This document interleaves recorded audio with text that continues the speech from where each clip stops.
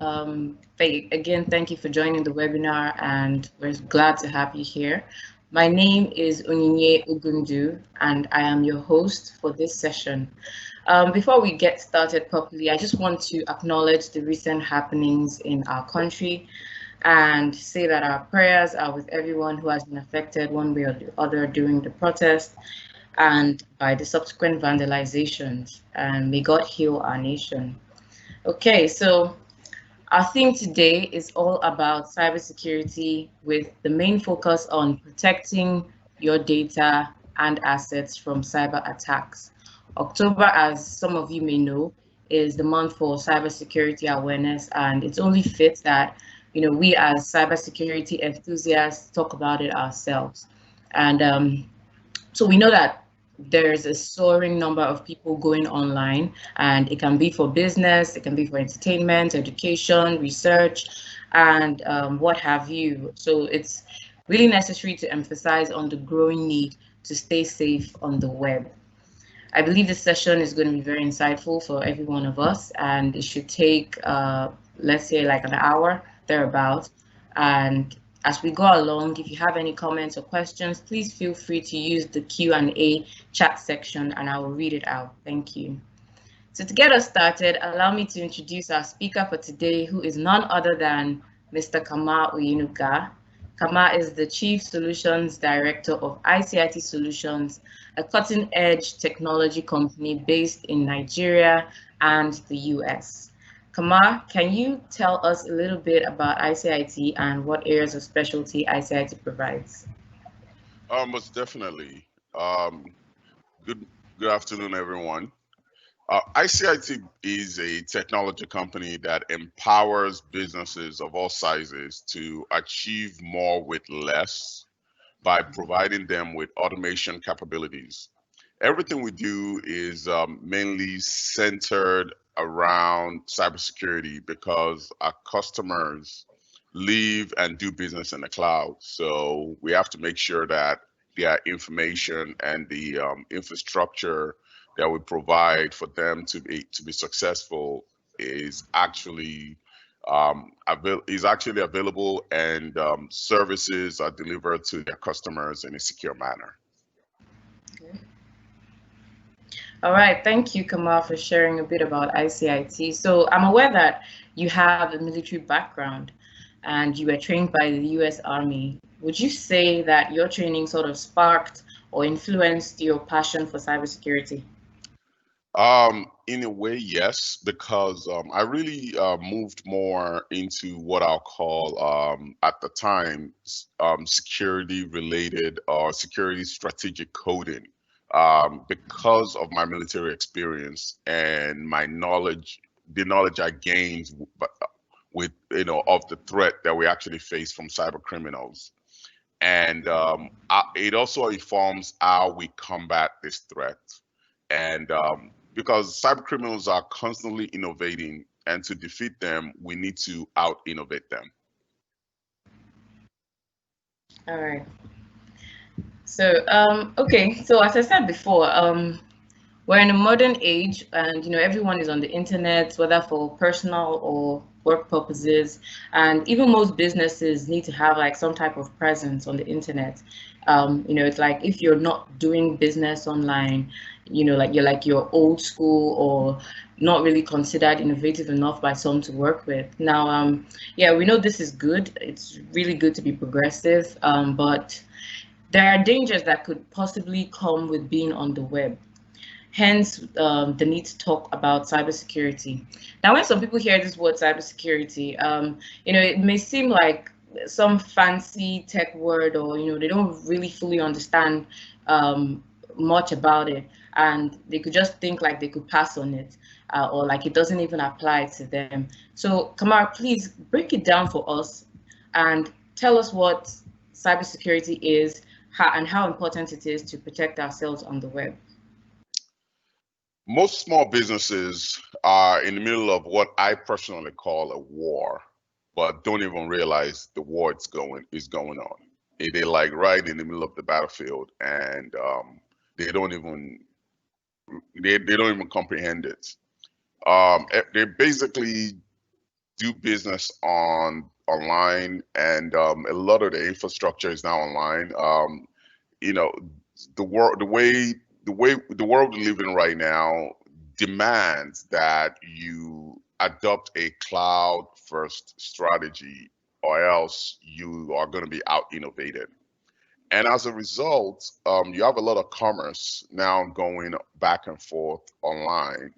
And for some reason, small businesses don't understand the importance of the data that they actually have.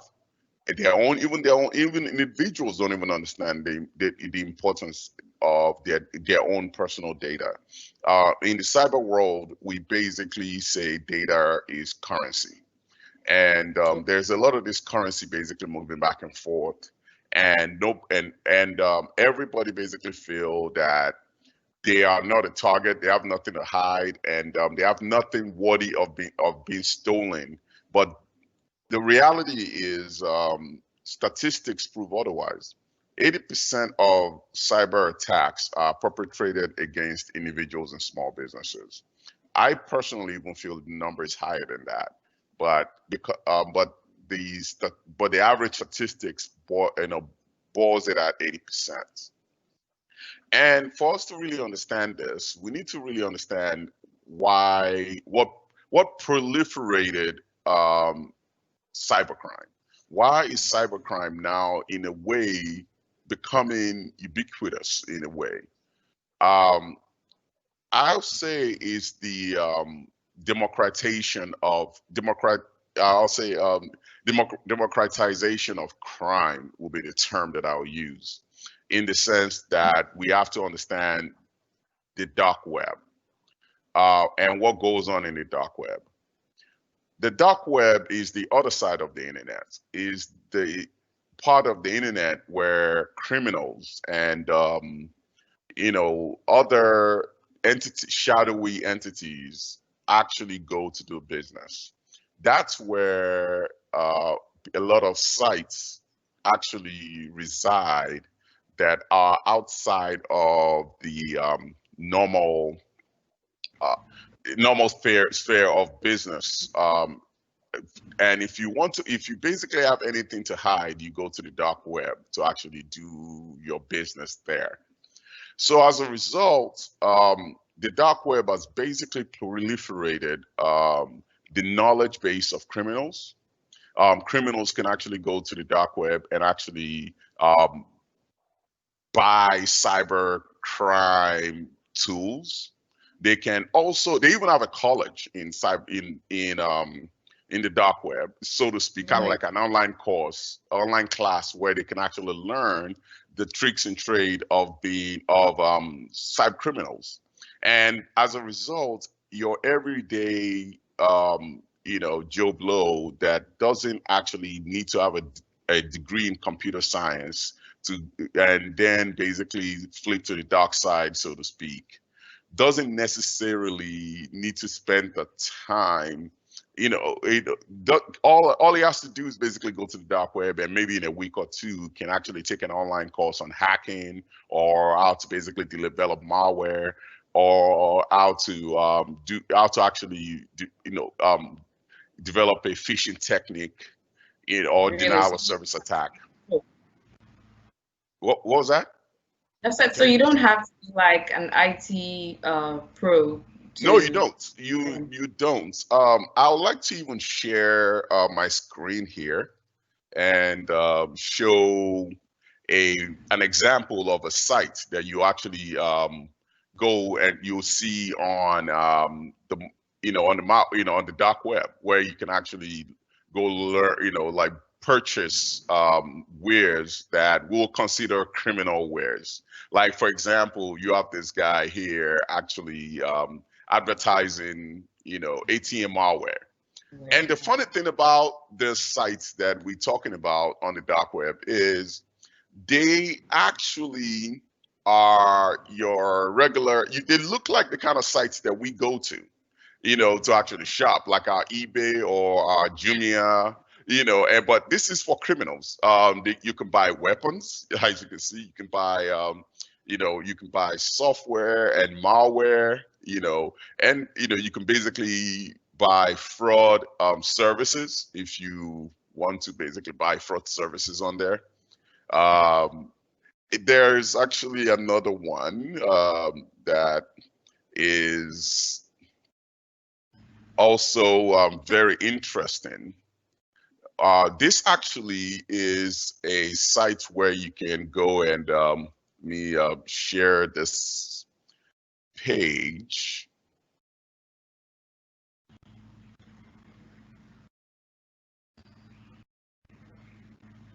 All right. Excuse me for give me a minute here. Are you seeing my screen? Not anymore. Okay. Sorry about that. Let me. I took this as a screen grab. Obviously, we don't want to go directly to the site. We don't want the FBI actually monitoring us, because the only way you can actually get to a dark web site is if you download a browser called Tor browser. And whenever in the US, if you download that, if you actually even go to the site and download the Tor browser, the FBI is automatically going to start monitoring you. So this site here, you can actually go and buy, a Droid Jack Android Red. And I actually like this guy. He's a very good marketing. He actually, I mean, if you can say a good crime marketer, this is one of them. He says this is nothing that you can do on there's nothing you can do on a PC that you can do on an Android phone, that you can do on using an Android phone, since the power in the hands of such tools have grown over, much control over that power is also needed. So he's actually saying that since since a lot of phones out there are actually just as powerful as phones, that there's much control over those phones, that much power over those phones is actually needed. So it's necessary for them to actually hijack your phone, or for them to create a tool that allows the criminal underworld to hijack your phone and and take control of it. So this tool here allows a cyber criminal to actually take control of your phone. So if I was a cyber criminal, I can easily go here, buy this. I don't even need to have any kind of knowledge. I can just easily buy it, and I'm in business. Voila! It's and there are other ones like that where you can actually you can basically even hire services for, you can do like a cyber attack for hire, and also you can do a hacking for hire. If you actually have a small business and you want to hack your competitor, you can actually hire them, and they will do the hacking for you. And if you want to outsource your Hush Puppy service, your Hush Puppy organization, they actually have some out there that allows you to actually outsource your, your cyber criminal enterprise to them, and they'll take care of it for you. They'll do all of the hacking. They'll do all of the malware development. They'll do everything to make sure that and see to it that you're successful, by the way. Okay, so this question just came to my mind. So if you download that browser and like you're being monitored, why are they still able to go about their activities on this platform, and everybody maybe it's called the dark web for a reason. It's tough for law enforcement entities all over the world to track anything that goes on there.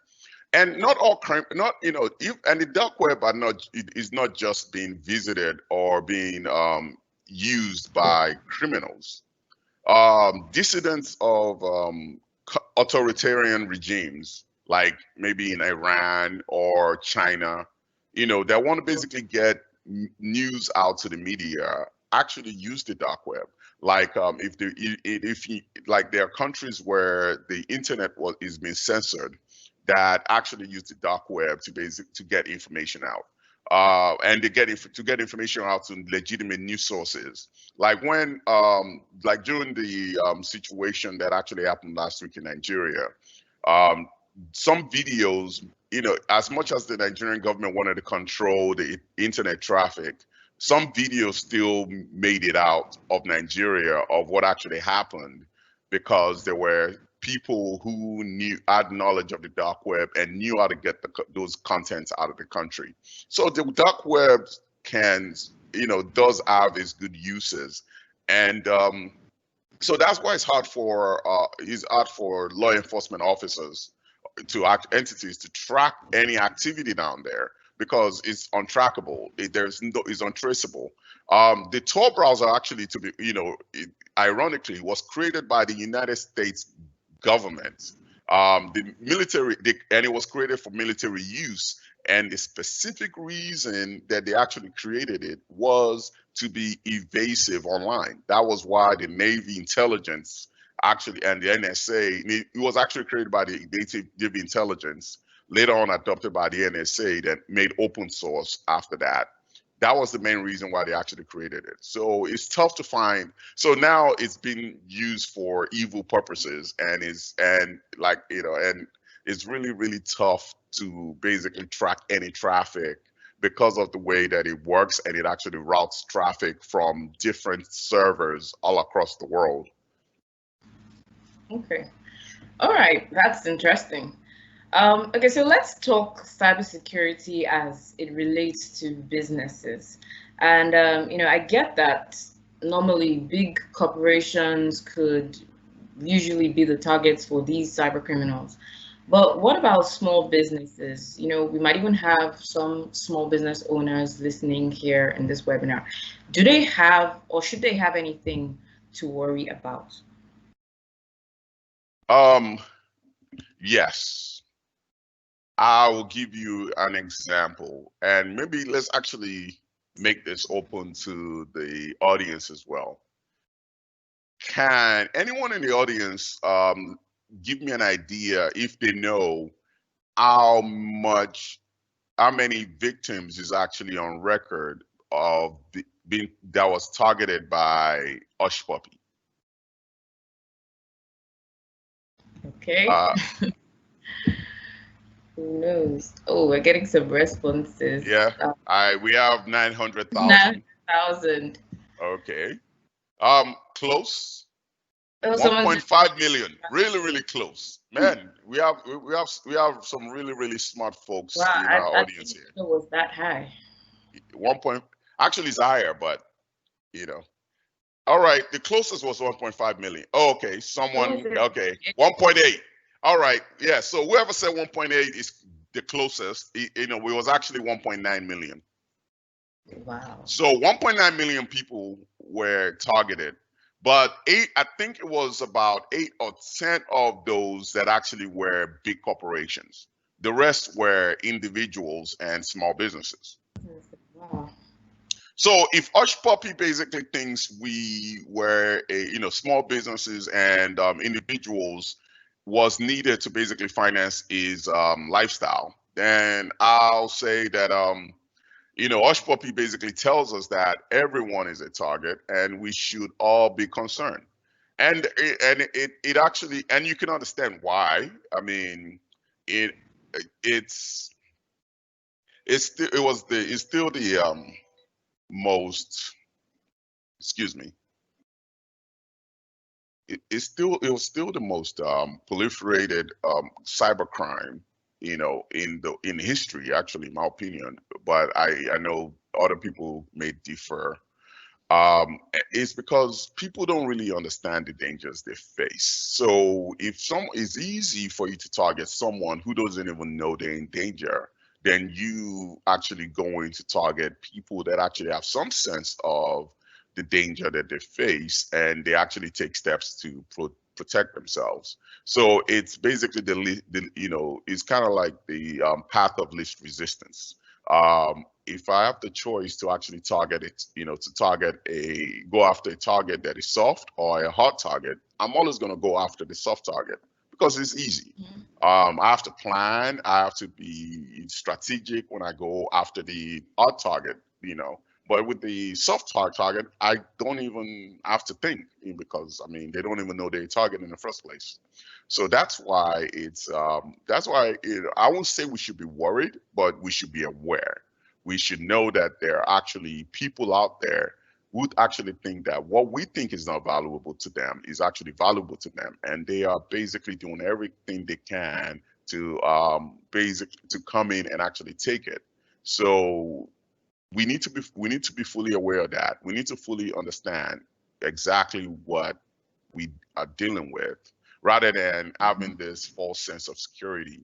And we should basically, we need to basically defend, have a plan to defend ourselves.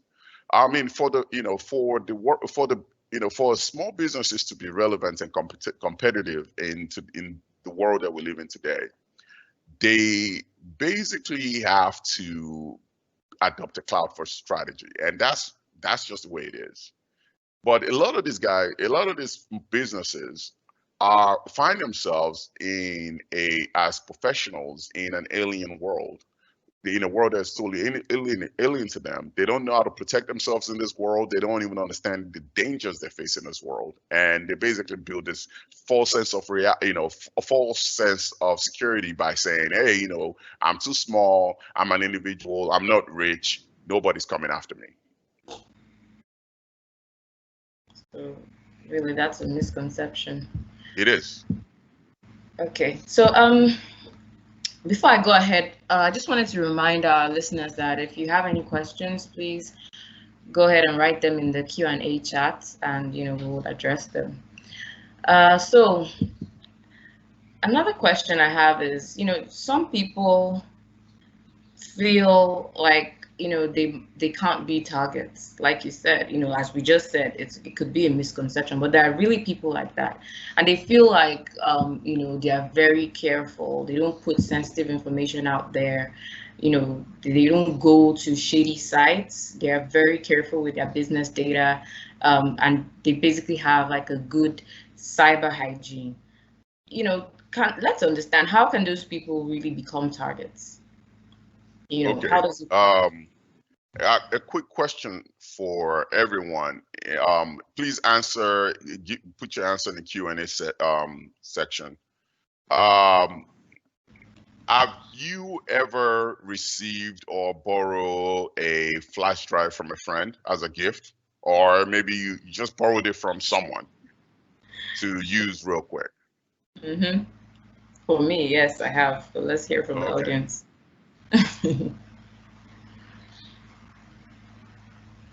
Okay. Do we have anybody responding? Okay, yeah, we have people saying yes. So yeah, Okay. yeah. We have people saying, so most of the answers have been yes. Man, we just have yes, yes, yes, yes. All right. There was a professor that actually did an exercise to actually see how many people can actually, how many people actually can fall into his trap of creating a malicious USB key. And he basically just, put together what you call a human interface device attack, as well. He also put together a zero-day attack. And a zero-day attack is basically a software that you install on your computer and you don't even know it's there. And that software and that malware is, and in this case, is in the form of a malware, and is actually monitoring what the activities on your computer, so that it knows what action to take if it actually sees certain patterns. Um, those and he did another one for social engineering. So I say that he actually, and I say this to say that he actually put all of the tools that he used. He created a fake. He manufactured his own USB drive, Yes. Yes. and he put a virus in the USB drive, and he dropped a couple of them on the floor in the university. He had even released the code that he actually used to actually launch this attack. Wow. So imagine how many, and from according to this attack, it worked flawlessly. People picked it up, put it onto their computer, and the next thing you know, they had a virus. So in this case, he had to do a lot of work. He had to basically manually create, this devices. But if I were if I was going to basically steal this code and actually launch the same kind of attack, I wouldn't basically I wouldn't be doing all what he did, manually creating all of this devices, right? It's going to be a lot. So that's where I'm actually going to go to a to a professional manufacturer and have them manufacture, my USB drive, and I'm going to mail them my code, my malicious code, and tell them to put it on a USB drive for me. And so I can obviously, as you see, I can manufacture over 5,000 sets for less than $6,000, actually maybe $10,000, actually approximately. So for $10,000, I can have 5,000 infected USB drives out there in the public. I can even sell them, and to and package it, make it look nice, and actually sell them. There are companies that are actually known for selling malware online, by the way, professional antivirus software that you buy, but you're actually buying malware. So an unsuspecting person can go to Computer Village and actually buy this USB, take it home, install it, put it on their computer, or give it to a friend to use to store data. And now there's malware on their computers. Cyber criminals are actually have actually been known to adopt this kind of strategies, by the way, where has anybody actually bought any type of cracked software? Um, let's see what answers we get. Okay, so it looks like people Like buying some licenses from Computer online, Village, right? yeah, going to Computer Village, buying computers with unlicensed software. Um, that actually is another strategy that is effectively used by cyber criminals, where they actually use the subsidization strategy. The subsidization strategy is when they find a prominent marketer or distributor of computer software and hardware. They sell it to him. They basically buy it.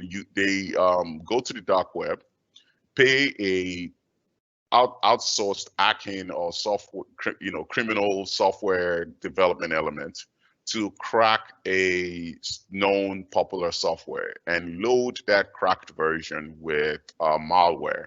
And they then actually go to a Chinese manufacturer to manufacture cheap computers and cheap iPads, fake iPads and all of those that then they now use to flood the market, like in Computer Village, for example. And people go there and actually pay for these devices because it's cheap. Everybody likes free, right? Or everybody likes cheap. And as a result, you end up being a victim because that you actually paid to actually become a victim is like you're opt in. It's like a subscription service. So anybody can be a victim. You don't no matter how careful you are, you can always find yourself in situations that you don't plan to basically find yourself in. I myself, for example, almost became a victim when I got a email from one of my clients. And he, in his email, he said he was stuck in Ireland and he needed me to wire him $200. And he wanted me to wire him that money specifically on using the link that he sent me because it's important in the middle of nowhere, and that's the only money transfer, and they're the only money transfer service that that he can use where he was at. So I kind of was suspicious because I don't understand why he would email me since I'm not related to him in that kind of situation. But I was still, I still have sympathy for him, so I was willing to do it. So I clicked on the email. Then I noticed something off about the link, that it made no sense, that a reputable company would not actually be that unprofessional. And I kept digging, and the cybersecurity expert in me started investigating. And I noticed that, okay, it was fraudulent. And what actually happened was he downloaded a virus on his computer, and the malware went to his contact and started emailing itself to everyone in his contact list. Imagine how many people that actually got that email that were relatives of him, that were concerned for his safety, that actually clicked on that link, or didn't have the kind of experience or exposure that I had, that clicked on that link innocently. They might have been careful in other circumstances, but in this case, their family member was in danger or was actually in a stranded situation, and the first thing they wanted to do was help, and they now became a victim.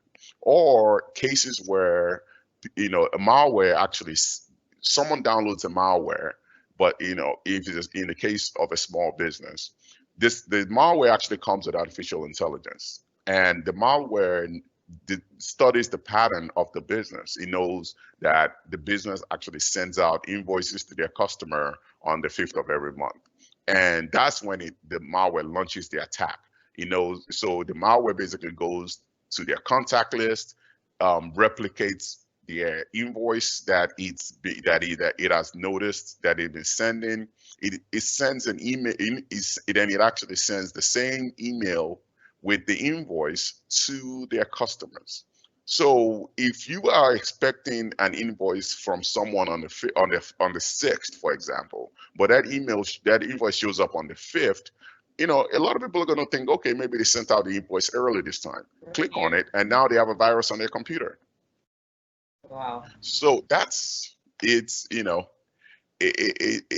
definitely now, that's actually how everyone, that's why it's important that everyone actually understands that they are a target, whether knowingly or unknowingly, because as you can see, a lot of this malware strategies that I'm actually employing is like a dragnet. It's like people, it's like cyber criminals are out fishing, and they are using a net instead of a typical reel. If they want to target if they had a specific target in mind, they won't be using a net.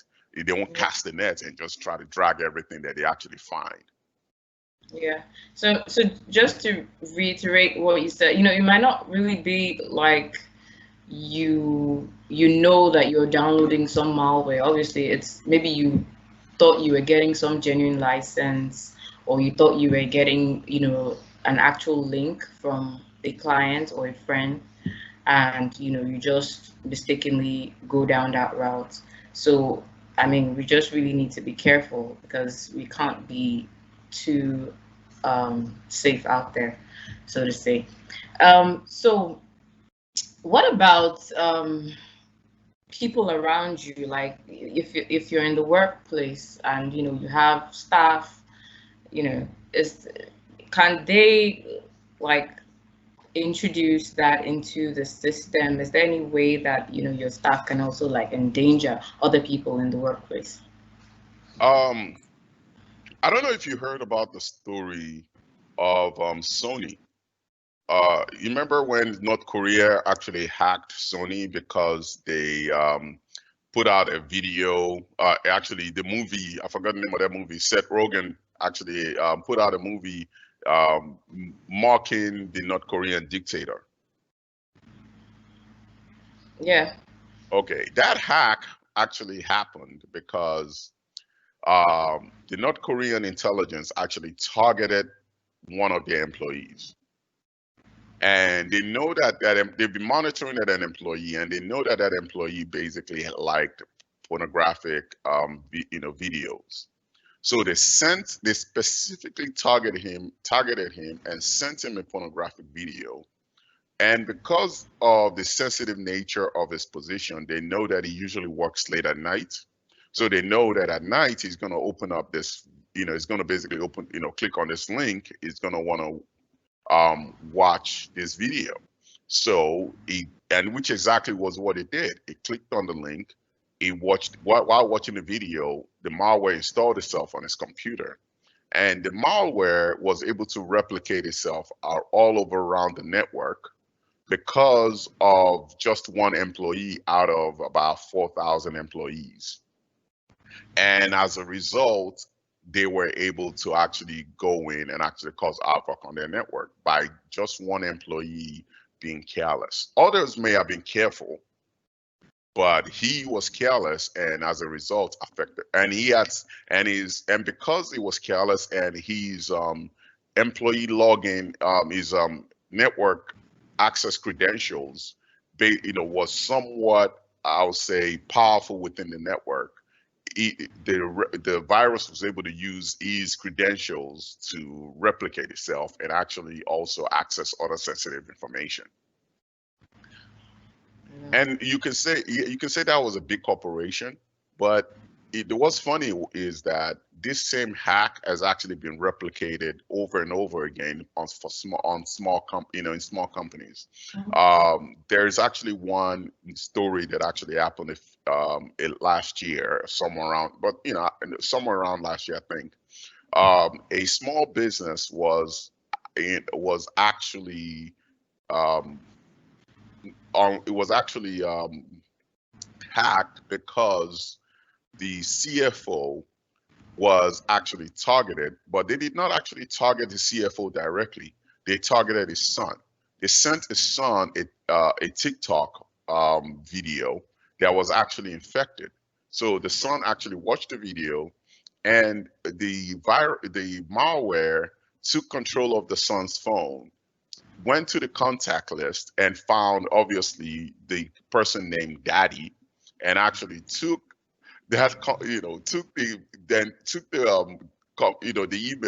email address out of there and emailed his father a funny video, like, Dad, here's a funny video.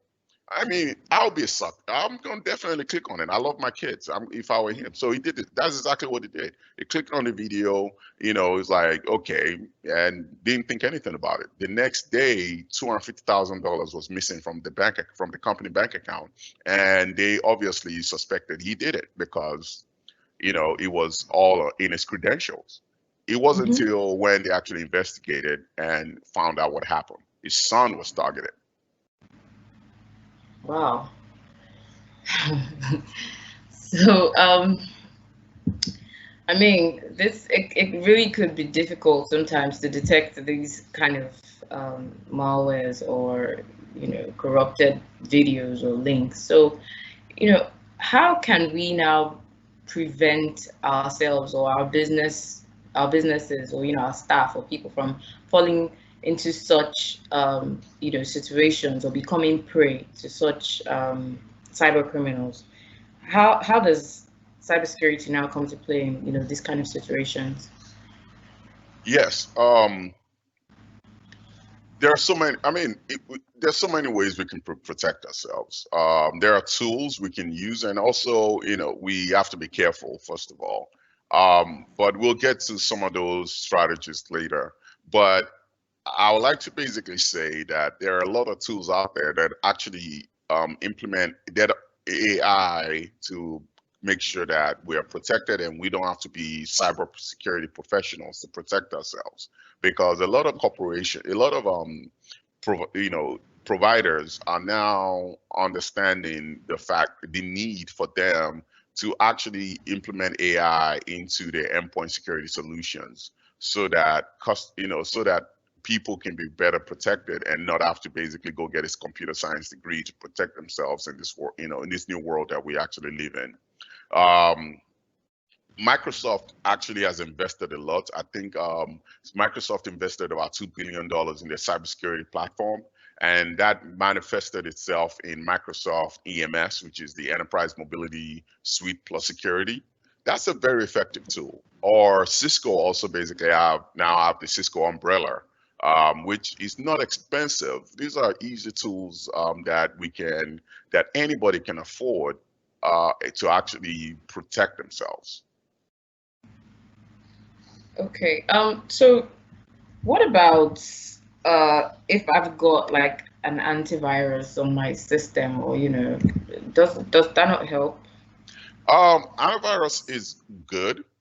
The only problem with antivirus is more of damage control. Antivirus is what it is, antivirus. So that means that for antivirus to actually kick in and take action, you already have the virus. You've already ingested the poison, and now it's trying to, you know, eject. You've already ingested the poison, and now it's trying to basically eject the poison out of your system. That's really how antivirus operates. What I recommend is more of an endpoint security type solution where it actually prevents you from getting the virus in the first place. And there's a lot of good cloud-based endpoint security tools out there that actually has what we'll call the threat intelligent platform. That's where, and they're part of the class of solutions that I mentioned earlier that actually leverage AI to make sure that users are protected. Okay, so now we're just understanding that antivirus is definitely different from endpoint. Most of us think that antiviruses or anything that helps us get rid of viruses affecting our network or our system. So thanks for clarifying that, because I said that because you mentioned some names like the EMS, the Cisco, and the rest of them, and then we have regular antiviruses that we use, and so I thought it was similar, but thanks for clarifying that is endpoint, and most of the regular ones we use are antivirus, which is more like to help the infection already, not like it's preventing the malware or the virus from installing on the system. Okay, so that's good. So okay, let's look at the enterprise organizations, and like we said earlier, they would usually be the targets, and but over time, I'm sure many enterprise organizations have learned from other experiences from other enterprise organizations, just like you talked about. Was it Sony? And they try to put some measures in place. So these enterprise organizations, they normally have all these protocols, all these security protocols, these extensive firewalls. They have IT professionals working in there. Should they now feel okay, they have solved their cybersecurity issues, or do they still have something to worry about as well? I'll say they should. A lot of enterprises have actually put in place a lot of strategies to make them hot targets. But I'll say they should still beware and actually make sure they're protected. They should still be concerned that they are a target, because they are actually a target. There's been a lot of incidences that proves that recently. I actually, and when I think about cybersecurity in the enterprise space, it takes me back to an experience I had when I was in the Army. It was during the Iraq War. We were responsible for training units that were actually going to be the tip of the spear that was actually going to basically pushing from the south from Kuwait, because there were other elements that were going to basically jump in from the north, from Mosul. So we needed engineers because we're going to be on the ground pushing it from the south. So there were a lot of, so we had an engineering unit, but the typical relationship between what you call the combat, the combat arms and the combat support usually be that they are in the back and we, the combat arms, elements, are actually in the front. But with the way things kind of turned out with our, with the invasion of Iraq, they were going to be in front with us. So we needed to be able to actually train them to make sure that they are able to sustain the same type of battle tempo that we are used to sustaining. So we basically were like, okay, we need to do some war games and actually practice in launching an attack on this engineers so that we can actually get them to become combat soldiers like us. Mm-hmm. So, but we found out that they were, by when we actually reached their area of operation, we found out that a lot of these guys were actually sappers. They actually know more than we do. They were engineers, but they were professional soldiers too. Sappers are like special forces of engineers. So we were like, man, these are these are actual our targets. But because of the fact that they were professional soldiers, they knew what they were doing. They didn't make themselves an easy target. That's actually what made them an easy target, because we knew the standard operational procedures. So because we knew the standard operational procedures, I decided to basically launch an attack based off of that. I know they're going to basically do everything by the book. So I Yeah. used the book against them. And as a result, we basically planned a three-prong attack. I had an element peel off to the west, and I told them that, hey, don't do anything till it's 6:30 in the morning. Just sit there for a few hours. I had another element peel off to the south, and I told them to actually show up 15 minutes after we've launched an attack from the north. So the north was the main gate. So we literally went to the front gate, and it's like we were coming to attack them, and we knocked on the gate to let them know we're attacking them. They responded with a QRF, and they did the typical army soldier thing. They responded flawlessly. And in the middle of their response, the element from the south, basically 15 minutes like we planned, showed up and actually attacked them from the rear. And for about 45 minutes, we basically attacked them, and we peeled off and we left. And but that was not the real attack. That was actually that was the plan, was to use those two attacks to draw them out. The real attack was actually going to come from the elements that I peeled off and that I told to not attack till 6:30. Because that, according to the SOP, we knew that that was going to be the time, if we launched our attack flawlessly, that they were going to basically be doing accountability. They were going to basically be picking up their dead, doing ARs, regrouping, and actually trying to basically figure out what happened. While they were doing that, that was when the real attack actually showed up. The real attack element showed up and actually wiped them all out. We used the book against them. Yeah. The same strategy is always employed, and is actually being employed by cyber criminals on enterprises with effective measure. Hush Puppy was able to get $124 million from a bank in the United States because he used the book against them. He used the cybersecurity strategies, well-known cybersecurity strategies against them, to be able to actually to basically determine their vulnerabilities, and exploited those vulnerabilities flawlessly. Okay, so can you really break this down for us, or help us understand what we need to do about a cybersecurity strategy, so to say? Like, what can we put in place?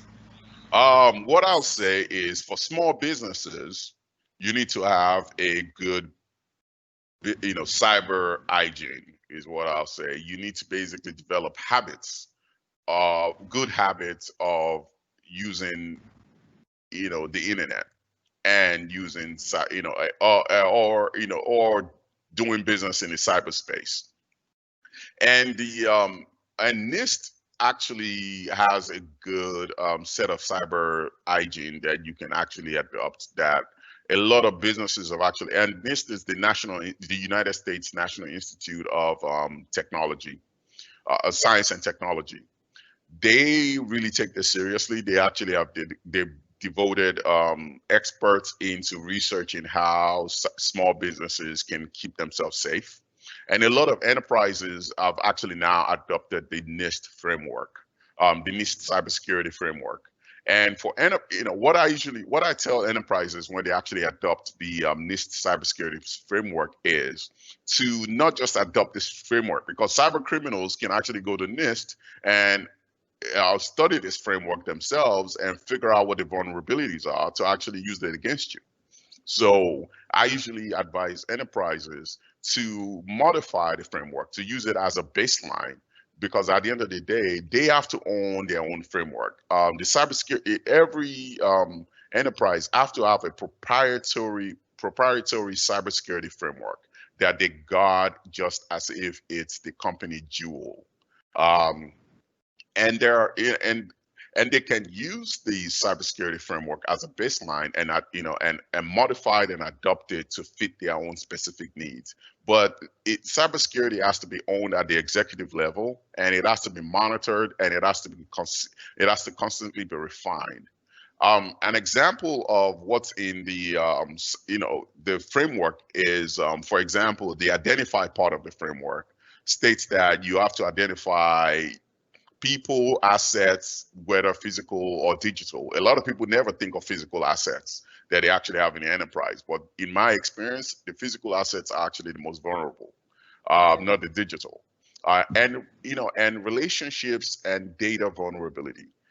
I will modify that to actually say the continuous identification of people, assets, relationships, and data vulnerability, because a lot of corporations just do this once and they keep it in the shelf. But people are always changing in an organization. Assets are constantly changing. And nobody actually, even and the NIST framework doesn't even identify relationships. The relationship is what I put in, because your relation, because yes, if I want to target a Home Depot or a big corporation or a Unilever in Nigeria, or or any big corporation in Nigeria, I'm not going to go out there and actually just target them directly. I'm going to target their relationships. I'm going to target their employees. I'm going to target their vendors. I'm going to target anyone that does business with them that is vulnerable.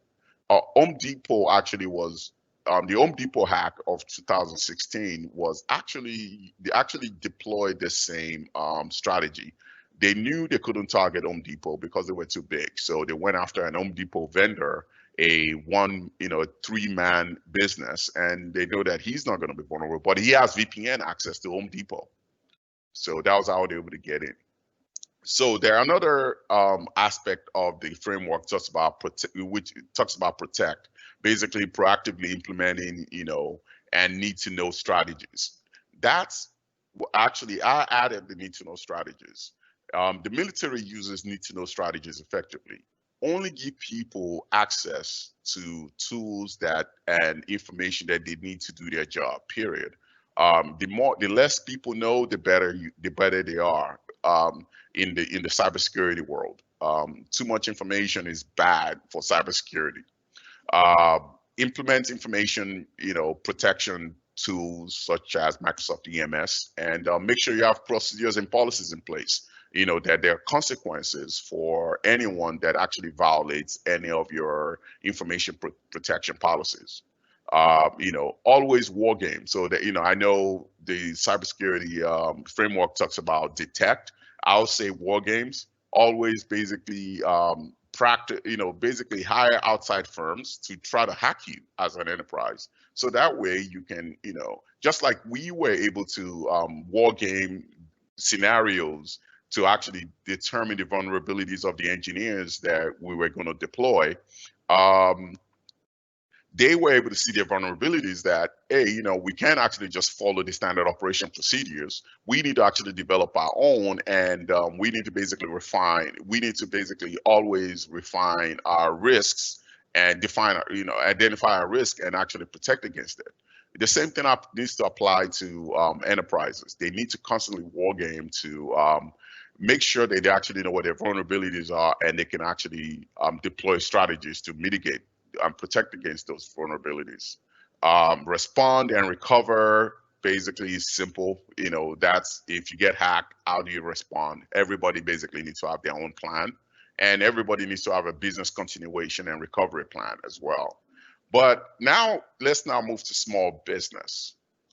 For small businesses, it's actually simple. I'll say the same thing applies, but I'm going to break it down a lot simpler.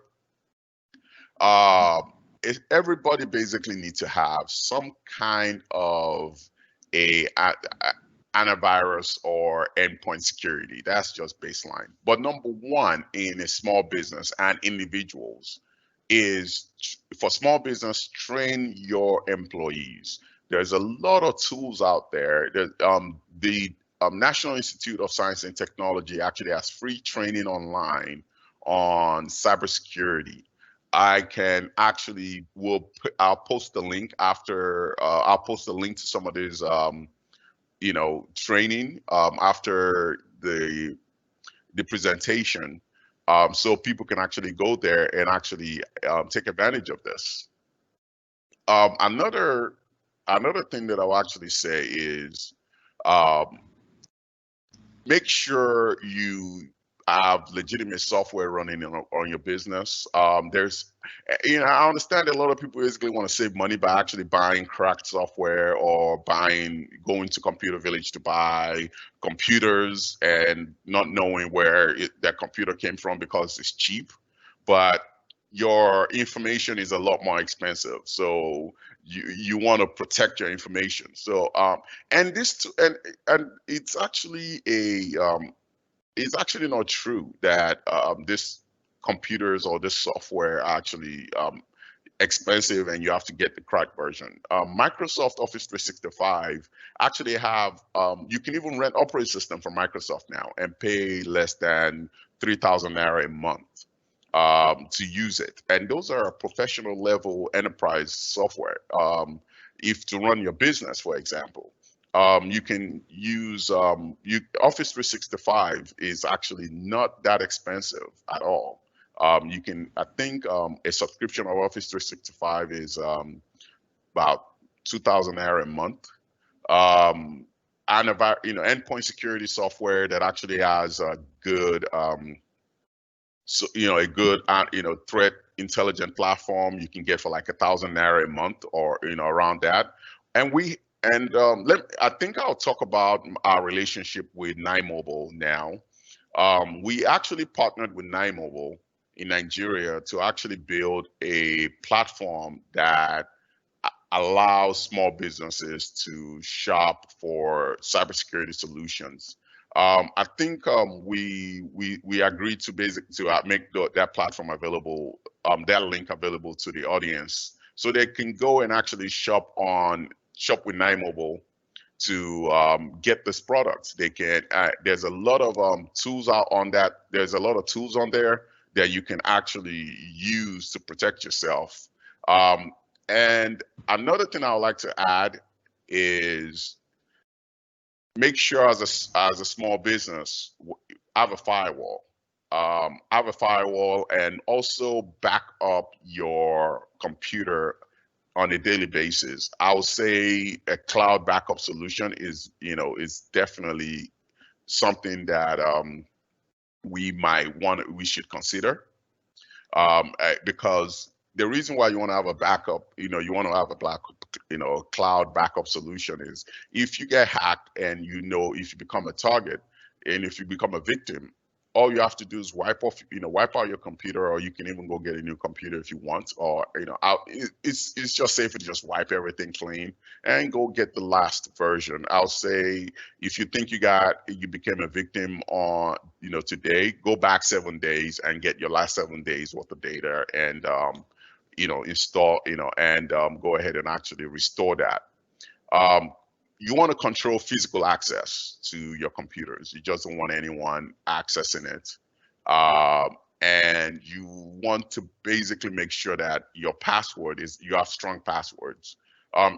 It's actually been tested that a strong password of a mix of lowercase, uppercase, special characters, 15 characters long, will take any kind of hacking or brute force tool that wants to basically crack your password about 400 years to do. But a regular password that just has maybe numbers and maybe upper character, maybe just a regular character, and is maybe about maybe 6 to 7 characters long, will take maybe 2 hours to actually hack.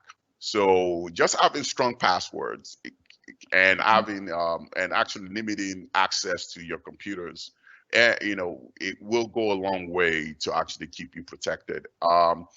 Nowadays, OTP, actually Microsoft actually has OTP on their computer on Windows 10.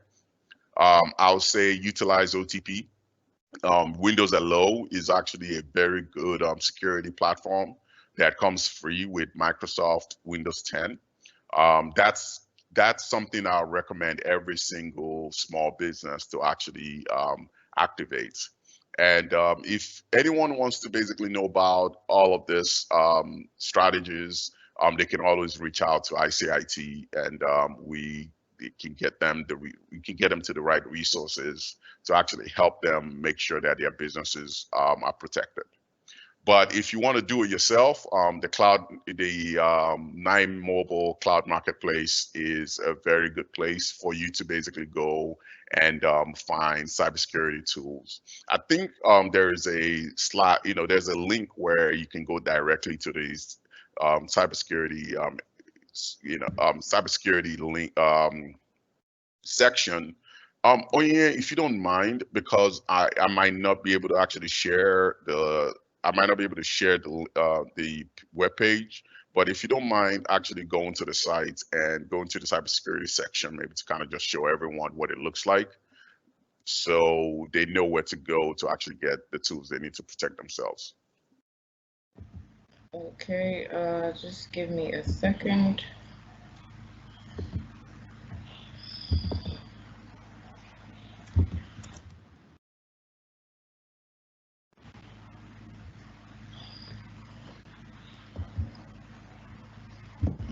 Okay, I will share my screen now.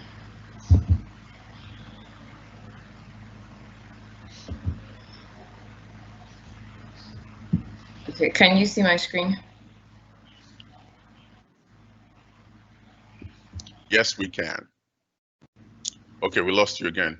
Okay, now we can, yes. Oh, okay. All right, so this is the site.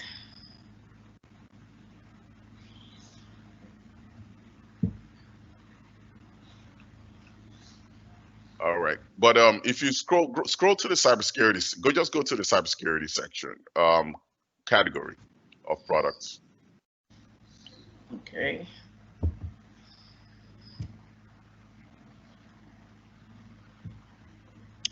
Yeah, so there is WebRoot, there's First Cloud, and then there's the Microsoft Enterprise Mobility Security Suite there.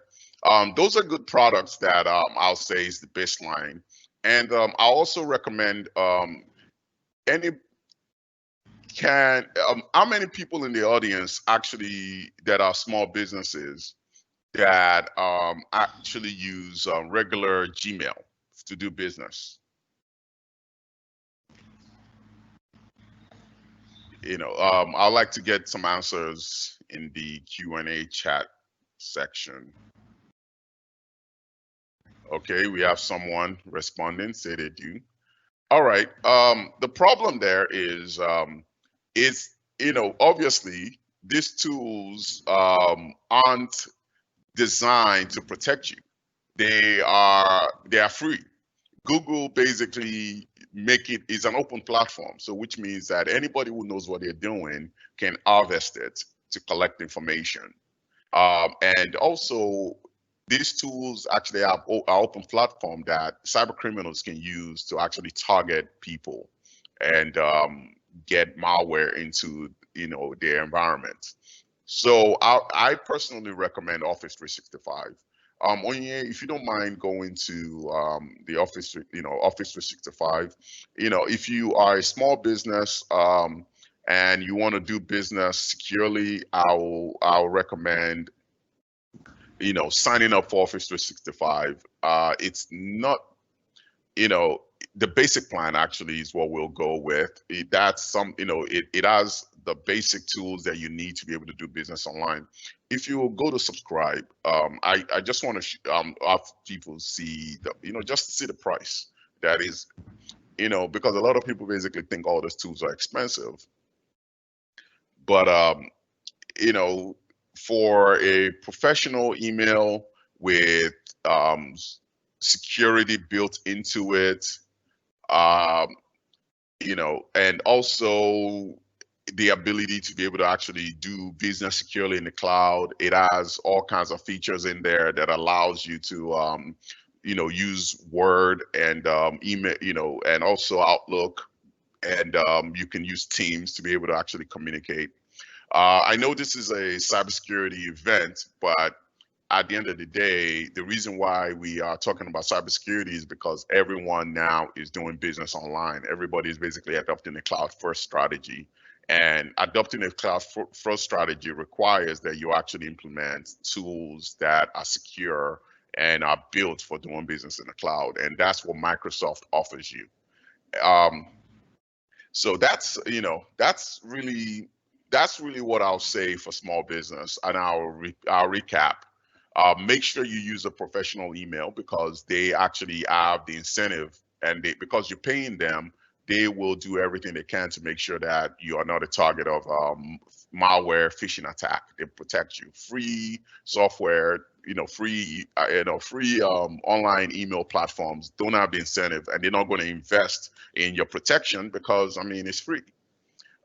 Make sure you have an endpoint security system, at least baseline. Install endpoint security, not antivirus, endpoint security. I think Webroot is like 1,000 naira, and the First Cloud one is I think 1,000 naira too, right? So these are so thereabout. Oh, okay. Yeah, these are tools that are not expensive that you can just use to make sure you're protected as you do business online. Okay, thank you. So just quickly before we move to the Q&A, and just to remind our audience, if you have any questions, please start typing them in the Q&A chat. So yeah, a lot of what you have explained, that is applicable to the small businesses and the enterprise organizations. Do you have any extra advice for the regular Joes on the street? People doing their own personal stuff, not really for business, or, is there anything you want to say or add? Obviously, I won't recommend Office 365 for individuals. There's no reason for it. But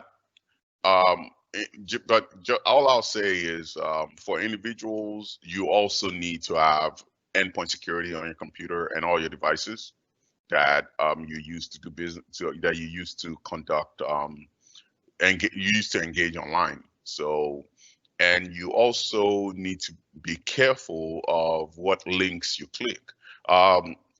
Just because your friend sent you the funny YouTube video doesn't mean it's your friend sending it to you. It might appear to be your friend. Your friend might actually have added it might have been infected by malware that is smart enough to replicate the behavior of your friend online and actually know that, hey, you're a perfect target to actually send that video to. So you want to make sure that you actually maybe DM whoever sends you any kind of email that has a link, to ask, to just double check, hey, did you send me that email? that, I know it's an extra step. It's, Yeah. and it's kind of inconvenient, but that's the world we live in today. Just make we should be vigilant, we should be careful. And I'll say it's always good to educate yourself as well, to actually be aware of what's going on out there regarding, it's always good to know what cyber criminals are up to, because sunlight is the best disinfectant. If the more people actually are educated about what cyber criminals are, actually the new trends of cyber attacks and vulnerabilities, the less effective cyber criminals are going to be. So Right. if I'm going to rank anything, if I'm going to rank the order of protection, I'll say education is number one. Training is number one for both individual, small business, and enterprise. Everyone basically just, keeping tabs on what's going on and and how to protect themselves.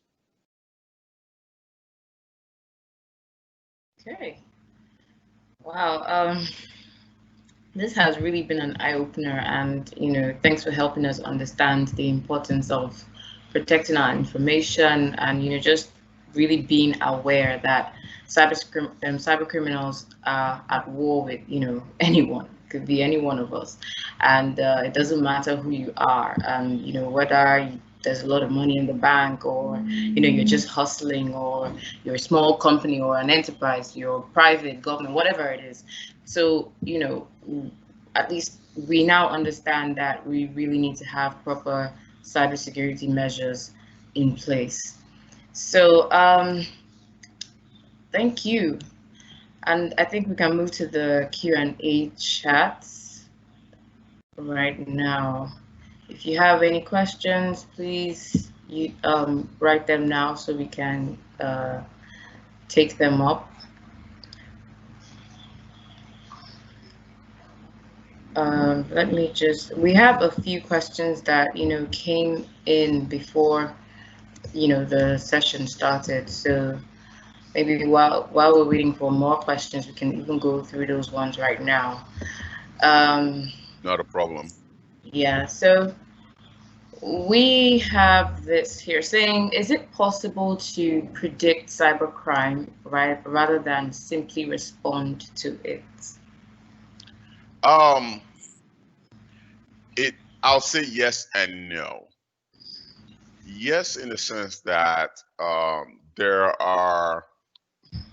that's why artificial intelligence is now being leveraged effectively by a lot of enterprises as well. A lot of enterprises actually have their own in-house threat intelligence platforms. They've also partnered with other providers as well to help them actually build their own customized threat intelligence platforms. And the whole deal about this is to predict the behavior of cyber criminals, so they can actually predict cybercrime before it happens. It's like we actually living in the world of minority reports. The old movie where they can predict a crime. They will know that you're about to commit a crime, and they will arrest you before you commit the crime.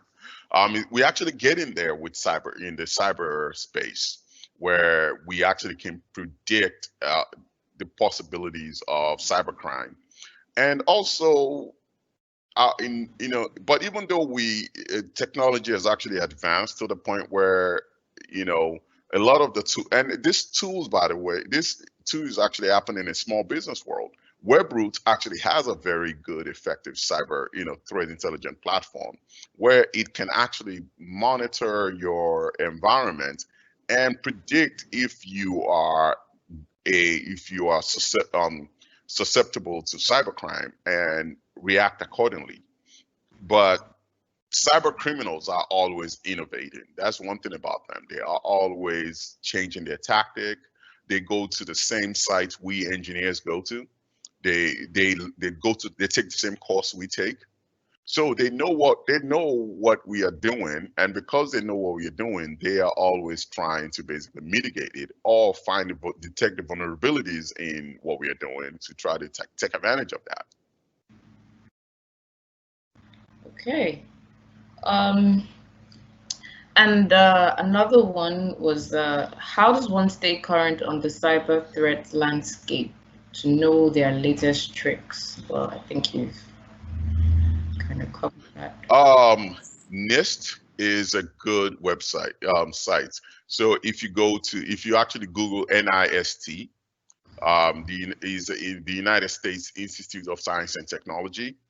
It's actually they actually are at the forefront of combating cybersecurity, cyber threats. They put out all information all the time regarding the threats that are out there, and also they have resources available to individuals and small businesses that they can actually employ to combat those threats. Okay. All right. And I'm actually going to I'm going to see if I can post the link out as well. It's it's a United States government organization, but they are a very vital resource in this battle that we face. Okay. All right. This came in. Okay, so I own a small business in Lagos, Nigeria that operates online. Recently, the Instagram page of a friend was hacked. She did all she could to get the page back, but her efforts were futile. My question is, how can I detect cyber attacks and respond to them swiftly so I don't fall victim to hackers and scammers online?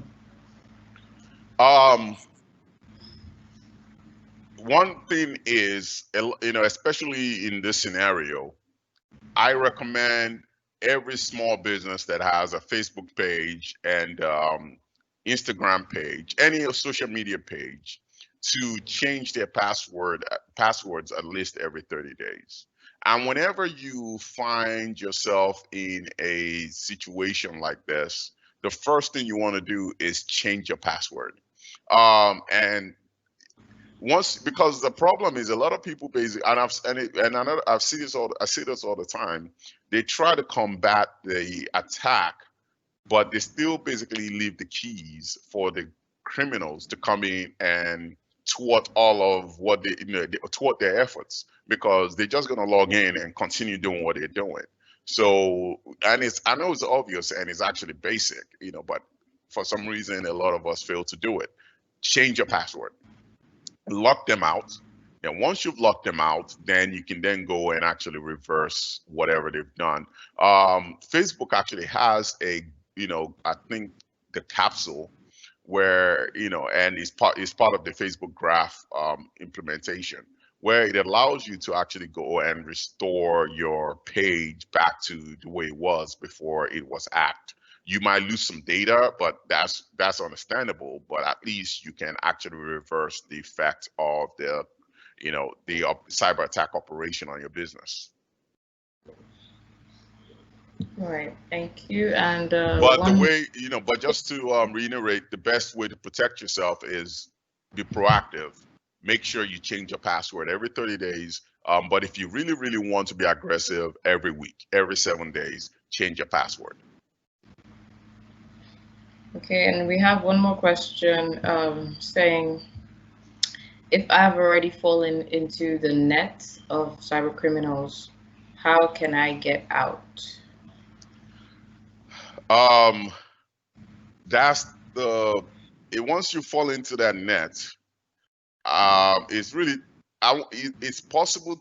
Getting out the net is kind of, I won't say it's impossible, but it's tough because they have your information, and your information now lives in the dark web. But what I recommend is the first thing you do is to make sure you wipe your devices clean. Wipe it all clean, start all over. Second step is to make sure you get an endpoint security install on all of your devices that you do business with. Or you actually, and if you're an individual, you actually go online with, you engage online with. The next step will be for you I know this might not be a big, something, we do in Nigeria, but it's something that is vital. And the reason why it's vital is because of the fact that we know that Hush Puppy ended up getting caught. Make sure you get a police report. Go to the police, launch a launch a complaint and get a police report. So that way, if you end up basically, like for example, anyone that was on the list of this 1.9 million people that Hush Puppy basically that was a target of Hush Puppy, if they add a police report, they'll be first in line to actually get their money back and be, they'll be able to actually, and actually get their restitution fees and money back. Because Hush Puppy has to pay restitution to all of these people, but how are they going to know, if they actually were an active victim or an inactive victim, or in the sense that maybe yes, their name is on the list, but did they actually were they actually done any harm? Having a police report proves that, and you can actually be in line to get your money back. Okay. All right. So just to reiterate, we'll be providing the link to the 9 mobile platform where you can get some of these cybersecurity solutions and, keep your devices and your network safe.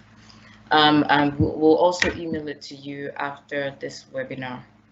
So I don't think we have any more questions, and I will just say thank you everyone for attending this webinar, and thank you to Kamar for being so thank you for informative. Thank you for letting me be informative. All right, and I hope that every one of us will, take that step towards ensuring that, we implement best practices in cybersecurity and, we do what is right. Have a good cyber hygiene. Thank you again. Stay safe and goodbye. All right. Thank you, everyone. Bye.